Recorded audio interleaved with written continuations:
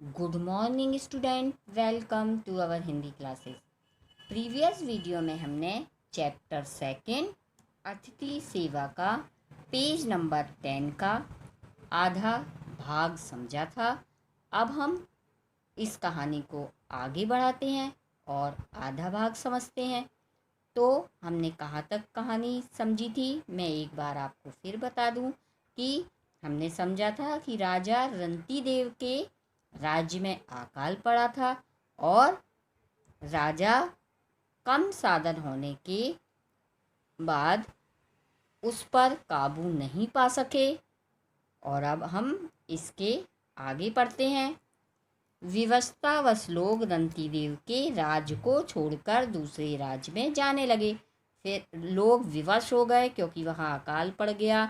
तो भूखे जब व्यक्ति को भूख सताने लगी तो सभी लोग वो राज्य को छोड़कर दूसरे राज्य में जाने लगे। रंती देव को इस बात का बहुत दुख हुआ, है ना, क्योंकि रंती देव तो क्या थे, प्रजा का हमेशा ध्यान रखते थे। तो उनको बहुत दुख हुआ जब सभी लोग राज्य छोड़कर जाने लगे। अब वे अपने प्रजाजनों से राज्य छोड़कर ना जाने की प्रार्थना करते।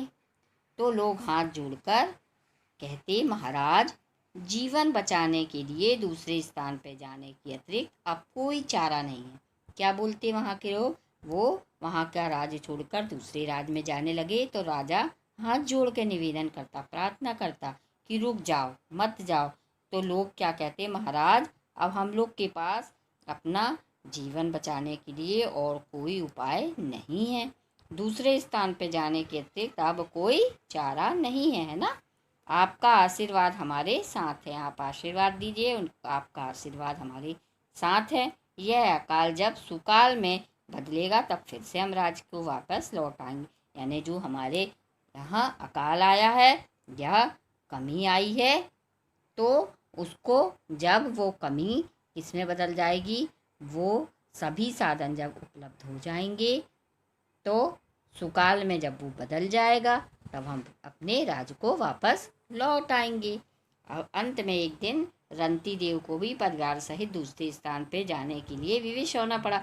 आखिरी में राजा को खुद दूसरे स्थान पर जाने के लिए विवश होना पड़ा। इस प्रकार सारा राज्य निर्जन हो गया, सारा राज्य निर्जन हो गया। ठीक है कि क्या हो गया? निर्जन यानी खाली हो गया, वहाँ पर कोई भी नहीं रहा। दूसरी ओर प्रजा को भटकते भटकते 40 दिन बीत गए। राजा की जो प्रजा थी उसको भटकते भटकते 40 दिन बीत गए, किंतु किसी को भी कहीं भोजन ना मिल सका। कोई व्यक्ति को क्या नहीं मिला? भोजन नहीं मिल सका। ठीक है, तब क्या हुआ? अब नेक्स्ट पेज पे आ जाइए, पेज नंबर 11 में। और उनका परिवार इस विपत्ति को समय का फेर मानकर चुपचाप सहता रहा। जब 40 दिन बीत गया और सब लोग क्या है, अब सब लोग सोचते रहे कि यही समय का खेल है और सब लोग इसको चुपचाप इस मुसीबत को सहन करते गए। परिस्थितियों के सामने वे विवश थे, अब कोई भी कुछ नहीं कर सकता था ना। अकाल आया था तो ये उनके वश में नहीं था। अगले दिन प्रातःकाल एक व्यक्ति आया और सुस्वादु भोजन तथा जल रखकर चला गया। अगले दिन क्या आया? एक व्यक्ति आया और राजा के पास क्या रख के चला गया? सुस्वादु भोजन। उनके 40 दिन भटकते यानी बीत गए थे, फिर भी राजा क्या सह रहे थे विपत्ति को। अब एक दिन कोई व्यक्ति आया और भोजन रख के और जल रख के चला गया। अब राजा रंती देव ने देखा कि भोजन में खीर और मालपुए हैं। क्या देखा उनने? भोजन में मालपुए हैं और खीर। उन्होंने मन ही मन उस व्यक्ति को धन्यवाद दिया। क्या बोले? कि मन में कि धन्यवाद, जिसने भी ये भोजन रख के गया है।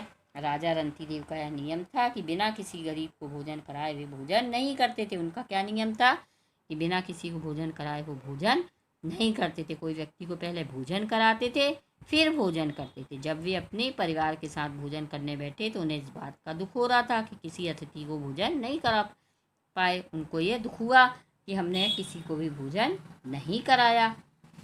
तभी अचानक किसी की दर्द भरी आवाज़ उनके कानों में पड़ी। तभी किसी की आवाज़ उनके कानों में पड़ी जो दर्द भरी थी, यानी दुखी व्यक्ति था। जो बोला, महाराज, भोजन मिले, कई दिन बीत गए, प्राण निकले जाते हैं। वो व्यक्ति क्या बोल रहा था, भोजन मिल जाए, हमारे प्राण निकले जा रहे हैं, कई दिन हो गए हमको भोजन नहीं मिले हैं, हमें कुछ खाने के लिए दीजिए। तो रंतीदेव उस दिनहीन कृषकाय व्यक्ति को देखा और प्रसन्नतापूर्वक उसे अपने हिस्से का भोजन देकर प्रणाम किया। यानी कि क्या किया, रंतीदेव ने उस दीनहीन कृषकाय यानी निर्बल और दुर्बल काय व्यक्ति को देखा और प्रसन्नतापूर्वक यानी खुशी होकर अपने हिस्से का भोजन उसको प्रणाम करके दे दिया। ठीक है, भोजन दिया और क्या किया, उसको प्रणाम किया। विपत्ति में भी दूसरे के कष्टों को दूर करने में जीवन की सफलता समझने वाले राजा आप धन्य हैं। उसने क्या बोला कि विपत्ति और दुख में भी यानी दूसरे के कष्ट को समझने वाले राजा जी आप धन्य हैं। ठीक है, उनको धन्यवाद दिया। अब नेक्स्ट अगले वीडियो में हम फिर मिलेंगे, तब तक के लिए टेक केयर।